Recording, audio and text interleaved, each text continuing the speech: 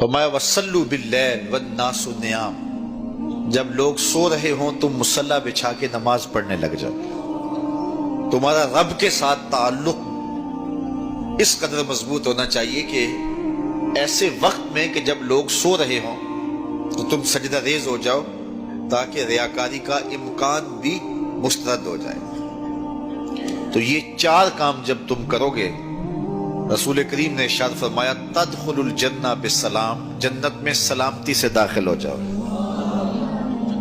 راستے کے جو مراحل ہیں، جنت کے اندر پہنچنے کے جو مراحل ہیں وہ بھی سلامتی سے طے ہو جائیں گے۔ قبر بھی، حشر بھی، میزان بھی، پلزرات بھی، سارے مراحل آسانی سے طے ہوتے چلے جائیں گے اگر تم یہ چار کام کر لو۔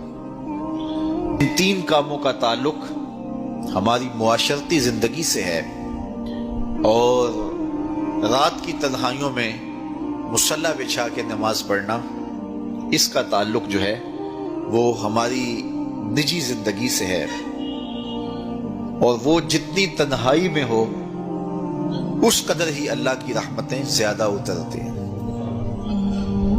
دکھلاوے کی نمازیں اللہ قبول نہیں کرتا۔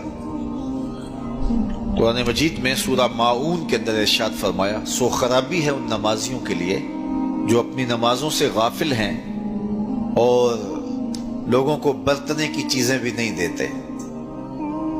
معمولی چیزیں جو ایک دوسرے کو ہم عاریتاً دے دیتے ہیں وہ بھی نہیں دیتے اور نماز پڑھتے ہیں۔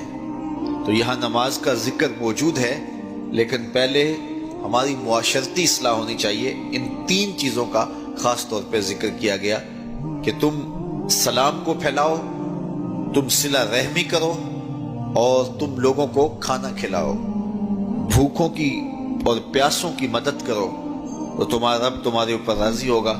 اور پھر رات کی تنہائی میں تم اللہ کے حضور مصلی بچھا کے نوافل ادا کرو۔ ایک روایت میں آتا ہے کہ جب کوئی شخص رات کی تنہائی میں اٹھتا ہے اور اپنی بیوی کو اٹھاتا ہے، وہ نہیں اٹھتی، خیر یہ وضو کرنے چلا جاتا ہے تو واپس آتے ہوئے چلو میں تھوڑا سا پانی لے آتا ہے، اور پانی لے کر کے اس بیوی کے اوپر اس پانی کو چھڑکتا ہے تو وہ اس سے اٹھ جاتی ہے۔ تو یہ مصلی بچھا کے نوافل پڑھنے لگ جاتا ہے، اور وہ بھی اٹھ کے وضو کرتی ہے، اور پھر وہ آتی ہے تو یہ نوافل پڑھ رہا ہوتا ہے، چارپائی کی دوسری سمت مصلی بچھا کے وہ بھی نوافل پڑھنے لگ جاتی ہے۔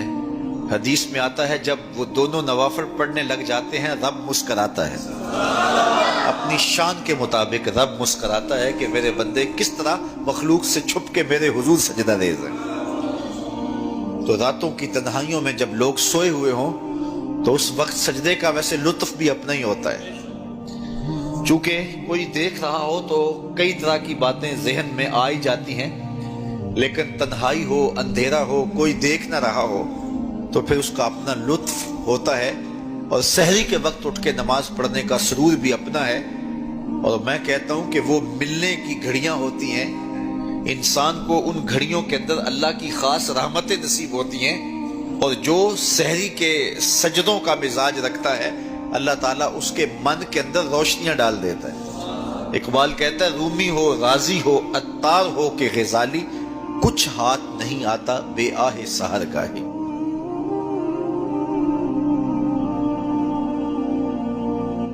دین کی بات پھیلانا صدقہ جاریہ ہے۔ ثواب کی نیت سے ویڈیو کو شیئر ضرور کیجیے۔ جزاک اللہ۔